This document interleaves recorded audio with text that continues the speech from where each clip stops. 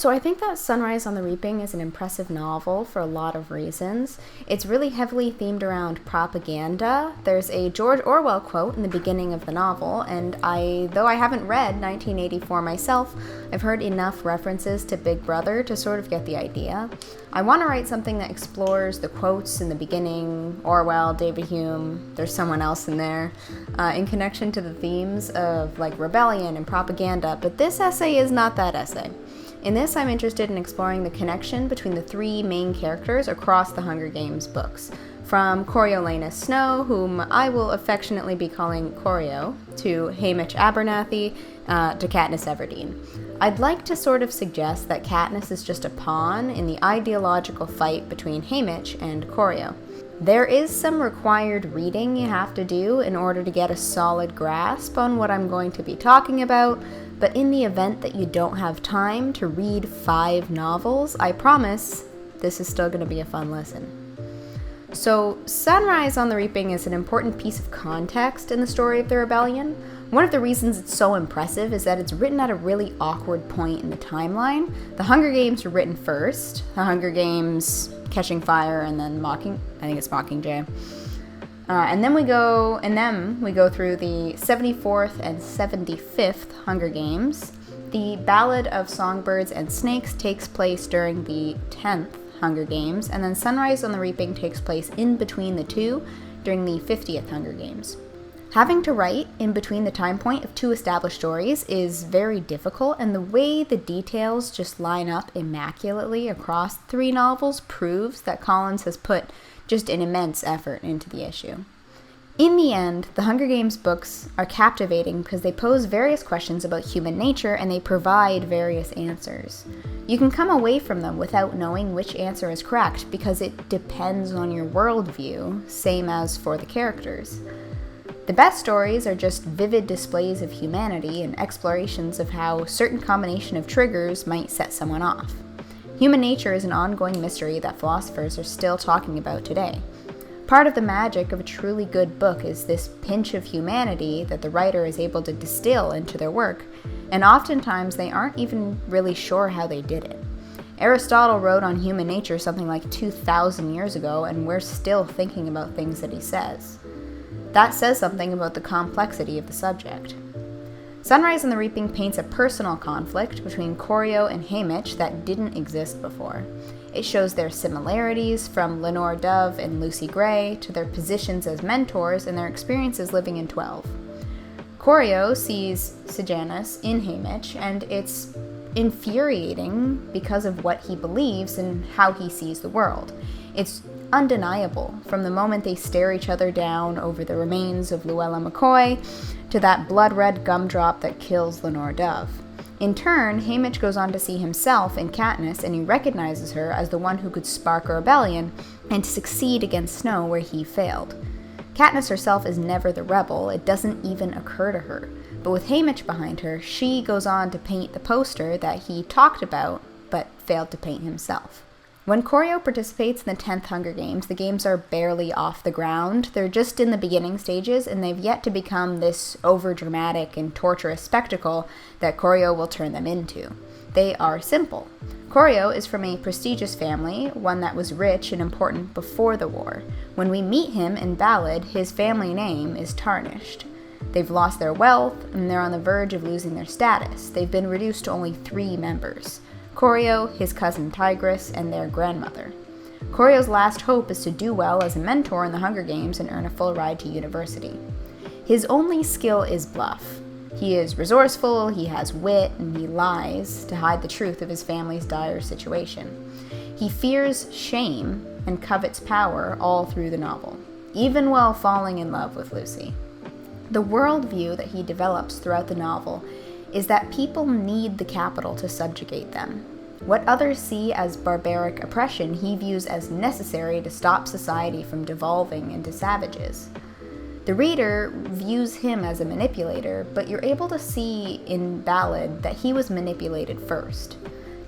Dr. Gall, the head game maker at the time, recognizes the shame that drives him, his budding hatred for rebels, and his view of power dynamics in the government.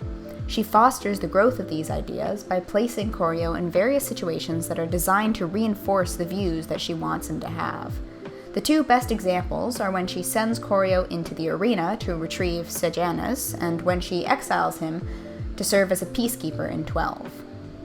In the arena, Koryo comes face to face with tributes. These tributes move to kill him the second they spot them, and there's 4 of them on him.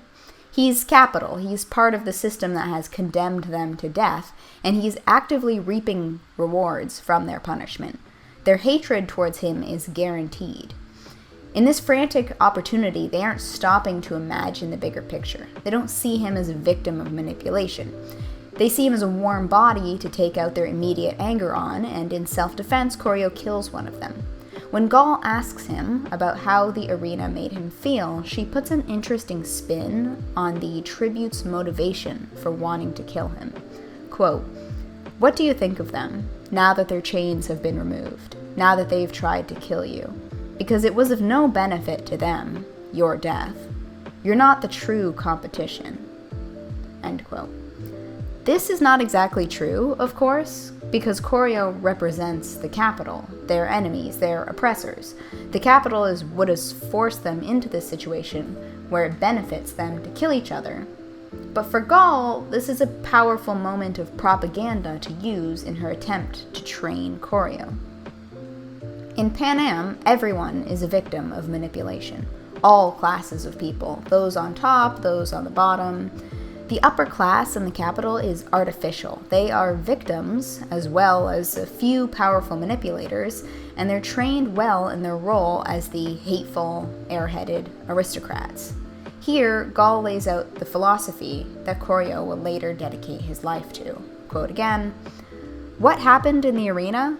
That's humanity, undressed. The tributes, and you too.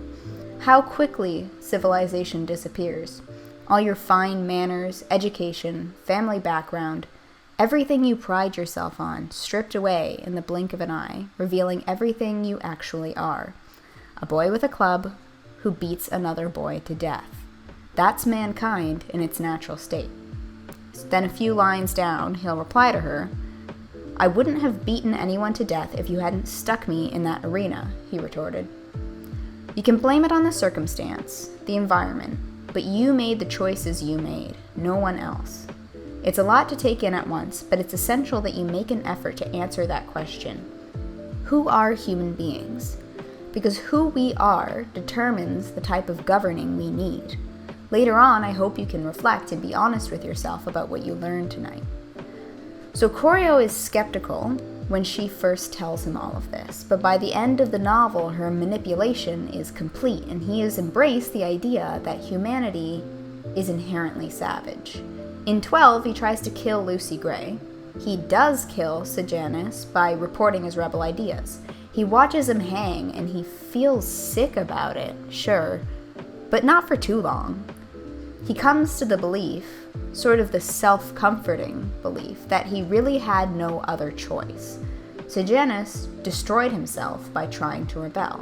This view, combined with his own ideas of self-importance, are what make Koryo a mad dictator who truly believes that he is the only thing standing between humanity and their inevitable self-destruction.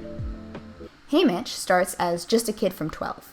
He has a mom, a little brother, a girl that he loves.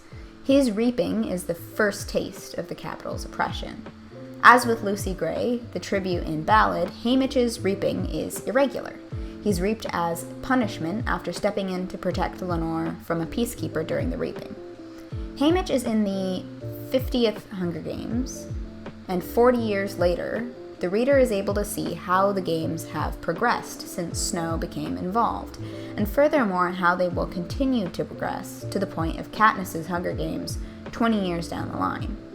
By this time, the war is no longer fresh in people's minds, that being the war that caused the Hunger Games in the beginning, the war that the rebels started, that destroyed District 13, and that led to the Hunger Games as a punishment for the rebels attacking the capital. That war ended 50 years ago now, at this point. The tributes going into the 50th Games were born at minimum 32 years after the end of the war. This generation knows nothing but the tyranny of the capital. They were never even close to experiencing the war that started it. Haymitch would have been born on the Reaping for the 34th Hunger Games.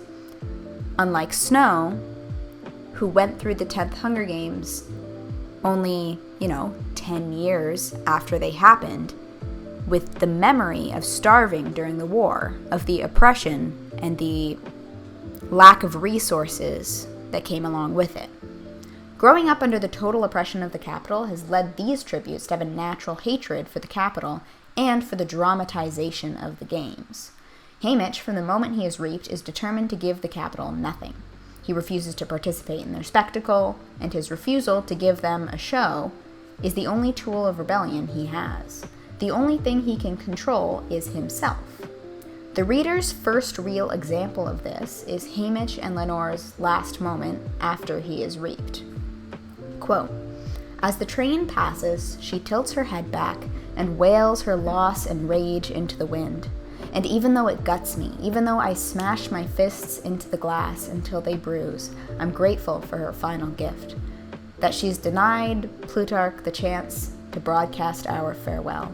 That moment our hearts shattered, it belongs to us." End quote. Haymitch is always thinking about how he can rebel against the capital. How can he refuse to be a part of their propaganda? He doesn't want his actions to help them in any way. He won't bend a knee to them. He wants to win the ideological battle.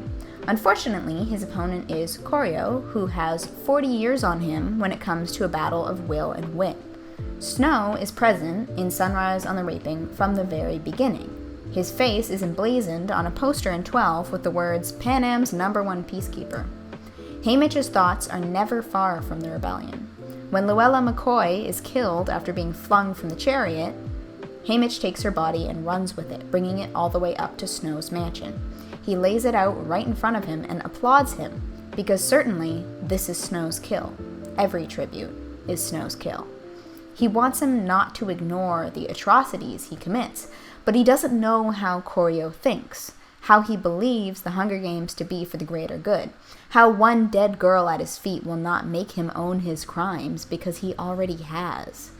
The only issue with what Haymitch does is how others will perceive it, whether or not it will undermine that precarious control Corio has established through the power of the Hunger Games and the propaganda that comes with it. Haymitch is trying to stick it to Snow and force him to acknowledge his crimes, but what's more important is not what Haymitch can show Snow, but what he can show the people of the districts. Haymitch thinks his fight is directly with Snow, and that the rebellion starts with taking the leader out, but this is naive thinking. He should be trying to affect the people and Snow's grip on the districts, but he's too caught up in this one-on-one against Snow. The two trade blows: Luella's death, her body double, Haymitch's attempt to break the arena, until ultimately Haymitch wins the 50th Hunger Games. Everyone he teamed up with is dead, and their deaths are all connected to the capital and the game makers. Most of his friends were killed by mutts, or killed in punishment. It's almost as though Snow wanted him to win. He did his very best to paint his poster, in his own words, but he failed because his audience was Snow. Not the people of the districts, not even the people of the capital. All his acts of rebellion were against Snow, and they were all witnessed by Snow. Snow sees this kid from 12 dating a Covey girl, one that reminds him of the girl he tried to kill, who tried to kill him, of the Songbirds he hated, of his friend who hung for his rebel plot, and now he sees this 16-year-old boy from the districts, full of loathing for him and the capital, with a rebellious spirit that he probably itches to put down. It's for the greater good. The districts need him, and if he could kill his own friend over ideals, he could kill anyone. No one, except for Snow, witnesses Haymitch's private rebellion, and in turn, Snow is able to rip his life to shreds without any repercussion. He kills his mother and brother, and lastly, he kills Lenore Dove, who Haymitch eventually finds buried under a headstone that sits next to those of the other Covey girls that Snow has killed, Lucy Gray and Maud Ivory. This effectively stamps out Haymitch's rebellious spirit. He takes up drinking and he gives up hope. This is where Katniss comes in. Haymitch doesn't get a tribute alike to him until Katniss volunteers. As seems to be the theme for District 12 winners, she is not reaped. She volunteers when her sister is reaped. Evidently, at this point in the games, they have instituted the ability to volunteer because this is the first time we would see it. Katniss ends up being the greatest tool of the rebellion, and all of it is taught to her. It doesn't come naturally. Katniss is not a rebel, she's a survivor. When she refuses to cry in front of the camera, it isn't because she won't let the Capitol use her tears, like with Haymitch. It's because she doesn't want to appear weak to her competition. She hates the Capitol, but every district kid hates the Capitol. She goes into the Hunger Games to win, whereas Haymitch goes in thinking he'll die. In fact, he fully intends to die. And it's him who steers her towards the rebellion. She understands what it takes to survive, and this allows her to read Haymitch and understand him in a way that Peeta can't. It lets her scrutinize the meaning behind Haymitch's gifts in the arena to understand his strategy. He pours into her everything he learned in the games, and everything he's learned since then. He understands now, after his failure, that a rebellion starts with the people, and so he coaches Katniss to appeal to the camera and to the crowds. He instructs her not to resist the stylists, connects her to Peeta, and helps facilitate the star-crossed lover's image that they construct. He tells her to stay alive, which sounds like such a worthless piece of advice, just off the cuff, but from Haymitch, it's the bare minimum of what she needs to do to have a chance at effecting change.